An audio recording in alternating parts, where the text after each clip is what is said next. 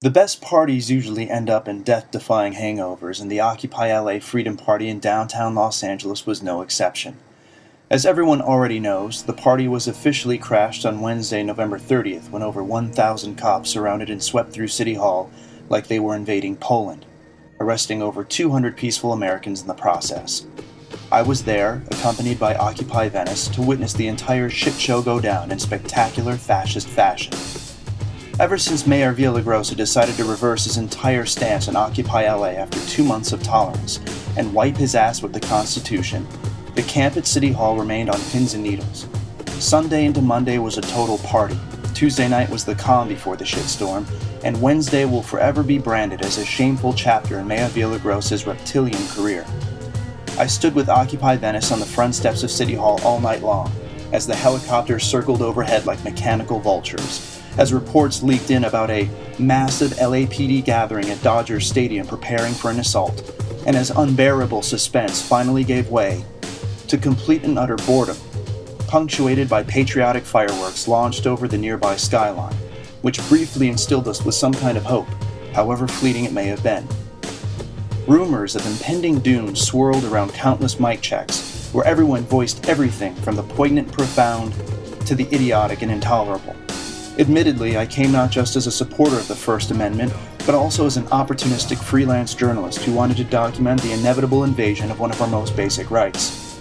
Make no mistake, the First Amendment is the loose thread on the sweater of democracy, and when it is pulled, all of America unravels. It is precisely for this reason that the invasion of City Hall was such a disgusting travesty on not just Mayor Villagrosa and the LAPD, but the entire concept of freedom in this country. While it's true I believe that occupied America can and will accomplish more once it stops camping out in tents, I also understand the fundamental importance of the First Amendment when it comes to preserving the integrity of the American dream. And at approximately 12:30 a.m. on Wednesday, November 30th, the American dream was pissed on by one sleazy little mayor and 1,000 mindless police officers who swarmed into the park like the Fourth Reich. Contrary to popular media reports, the LAPD did not give any of us a 10-minute warning, or any warning at all. They stormed the park wielding automatic weapons and beating their batons on riot shields like some tribal hunting party, screaming and shouting for us to move, move, move. The bastards ended up using City Hall like the Trojan horse, filling it up and then rushing us from the inside out, in addition from the surrounding streets. With not a second or an inch left for human error, we were herded out of the park in no uncertain terms as they stampeded after us, tearing apart the camp as they moved along. All I could do was hold out an expired press pass I'd kept as a souvenir from a magazine I used to work for, some lame attempt at not getting deliberately trampled and beaten. We suddenly found ourselves separated from the rest of our group on the sidewalk on Spring Street, quarantined there by a mean line of riot cops who were prepared to gas us if we so much as looked at them the wrong way. One particular gentleman, wearing some kind of media credentials, seemed to think that being kept against our will despite wanting to leave peacefully was, how should we say, a bit fucked. Either believing that America still cared or that he was actually right, this gentleman decided to prove a point by attempting to cross this police line. Straight out to your left.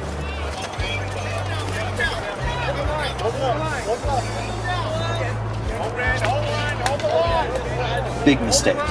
Within seconds, he was slammed into the street and overcome by cops wearing hazmat suits who efficiently subdued, bound, and dragged him off into the night like some stray farm animal.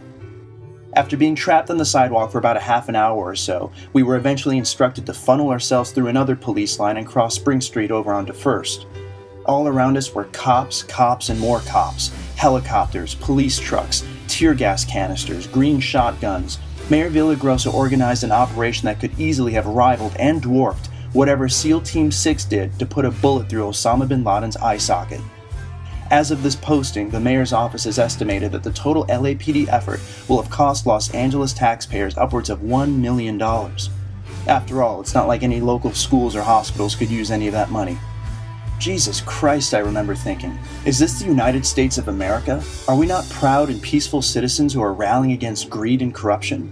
Since when did we become the criminals? Did we rape and pillage the US financial system, causing an epic economic collapse that has left thousands of people homeless and without jobs and retirement and pensions? No, of course not. All we wanted to do was claim a tiny sliver of public property to call our own, and shed light on the dark cancer that has infected the very DNA of our sacred dream. And this is how we're treated. Block by block, we were funneled and held at bay by militarized police lines that kept declaring we were officially deemed an unlawful assembly and that we had 5 minutes to disperse before suffering the full extent of the law. We were methodically pushed back and away from City Hall and subsequently any hope for preserving democracy within our own city. The mainstream media has been quick to commend the LAPD for behaving so professionally that night, for not losing their cool. They don't seem to realize that they come across like previously battered housewives who are so proud of their drunk husbands for not giving them a black eye after dinner. There's a sort of perverse Stockholm syndrome occurring with the Los Angeles media for praising the LAPD as much as they have been.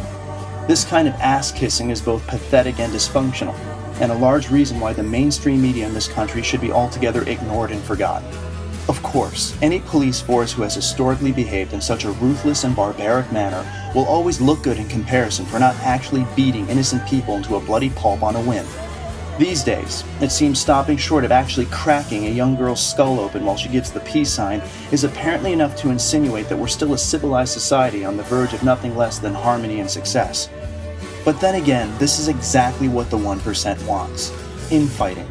While it's easy to harbor feelings of resentment towards the police for standing on the wrong side of history, it is important to remember that they are literally blue-collar Americans.